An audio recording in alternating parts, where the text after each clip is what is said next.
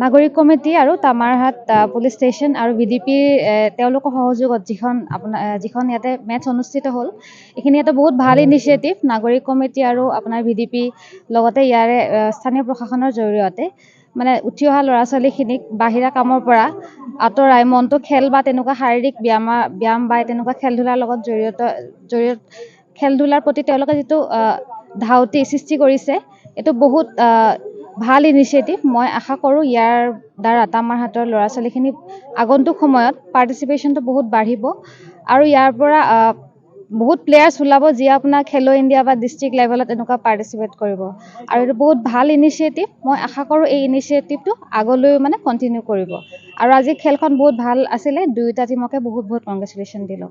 আপোনালোকে জানে ২৬ জানুৱাৰী আমাৰ গণৰাজ্য দিৱসৰ দিনাৰ পৰা আমি ভিডিপি আৰু নাগৰিক সমিতি আৰু আমাৰ স্থানীয় তামাৰহাট প্ৰশাসনৰ যৌথ প্ৰয়াসত আমি ভলীবল খেল এটা প্ৰতিযোগিতা অনুষ্ঠিত কৰিছিলোঁ ৮ টিমৰ।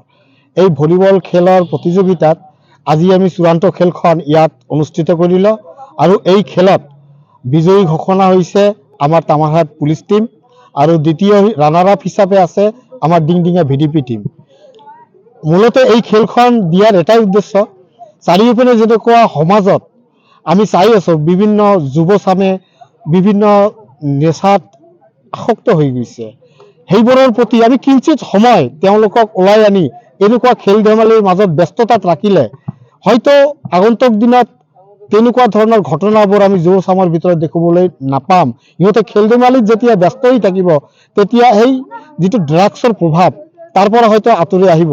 মই কেৱল আমি নাগৰিক সমিতি ভিডিপি আৰু তামাৰহাট প্ৰশাসনে যে প্ৰয়াস কৰিছে ইয়া নহয়, মই বিচাৰোঁ আমাৰ ইয়াত থকা প্ৰতিটো দল সংগঠনে এনেকুৱা এটাকৈ খেল পাতক আৰু আমাৰ যুৱচামবিলাকে যিটো ব্লেক পিনে যোৱাৰ এটা মানে পথ লৈছে এইটো যাতে নহয়, সিহঁতে খেল ধেমালিত যাতে ব্যস্ত থাকে।